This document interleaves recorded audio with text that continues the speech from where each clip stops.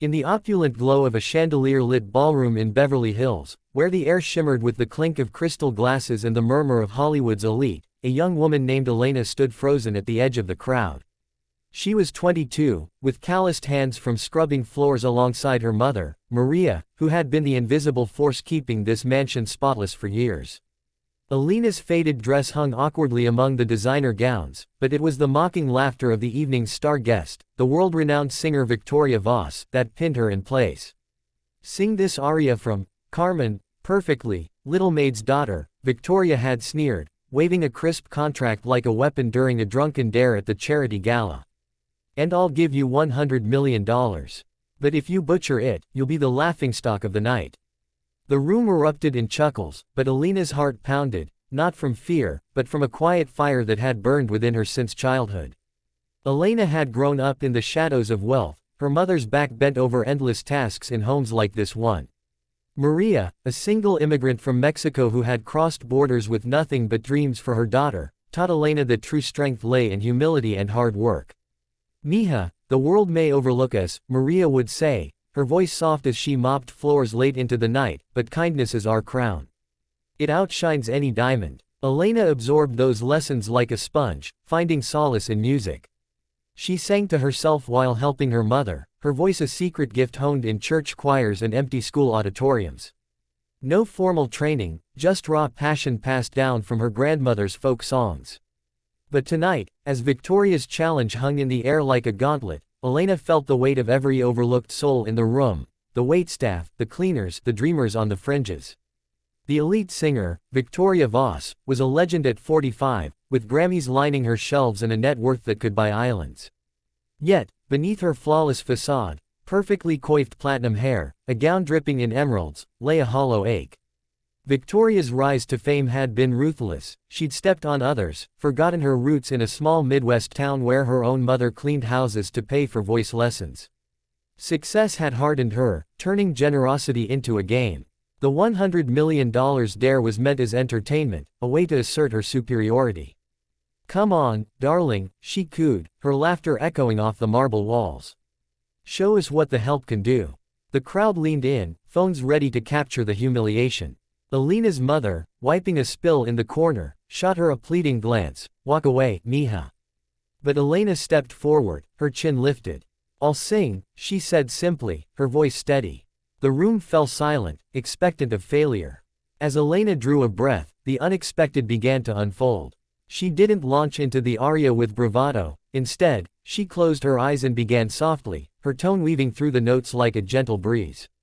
But midway, she twisted the challenge, an unforeseen turn that stunned everyone. Rather than sticking to the operatic purity Victoria demanded, Elena infused it with a mariachi flair, blending the French libretto with Spanish rhythms from her heritage. It was a profound realization for Elena herself. Why mimic perfection when her soul demanded authenticity? The notes soared, raw and powerful, her voice cracking not from error but from emotion. Whispers rippled through the crowd.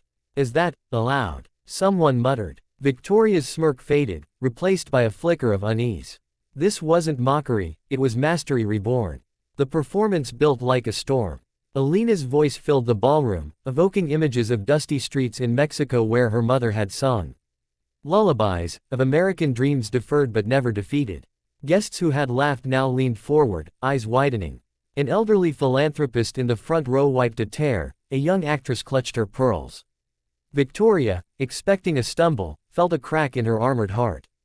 Memories flooded her, her own mother's weary hands, the sacrifices she'd buried under fame.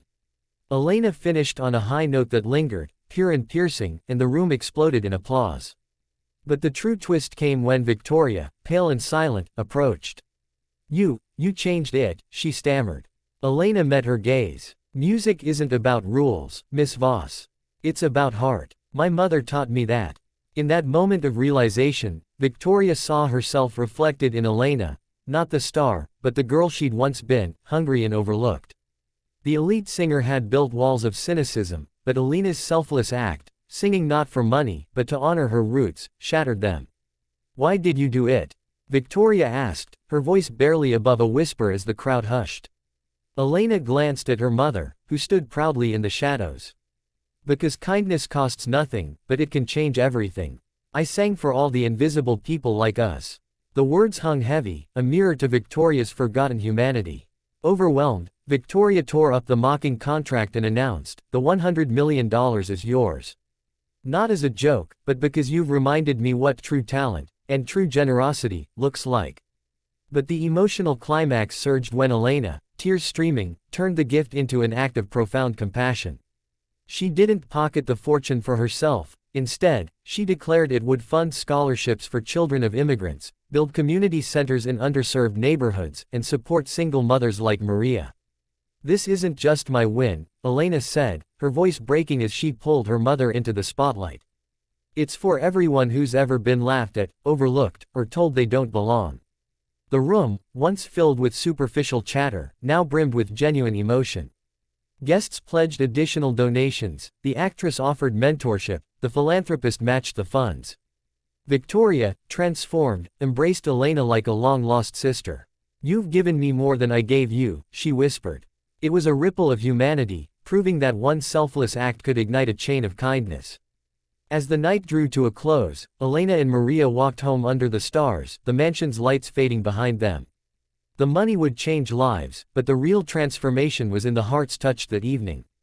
Victoria Voss, reborn, later founded a foundation for aspiring artists from humble backgrounds, crediting Elena as her inspiration. Across the USA and beyond, the story spread like wildfire, shared on social media, whispered in coffee shops, reminding people that in a world of division and doubt, selflessness bridges gaps, kindness heals wounds, and the power of humanity can turn mockery into miracles. Elena's voice, once hidden, now echoed as a beacon. "No matter your station, your song matters. Sing it with heart, and the world will listen. And in that hope, we all find our harmony." Elena's childhood flashed before her as she stood there, the weight of Victoria's challenge pressing down. Born in a cramped apartment in East Los Angeles, she remembered nights when Maria came home exhausted, her uniform stained, yet always with a smile and a song. La Cucaracha, Maria would hum, twirling Elena around the tiny kitchen. Those moments planted the seed of music in Elena's soul. She practiced in secret, recording herself on an old phone, dreaming of stages but never daring to step onto them. College was out of reach. Instead, she worked part-time jobs to help pay bills, her voice a private comfort amid the grind. Victoria, meanwhile, had her own buried past.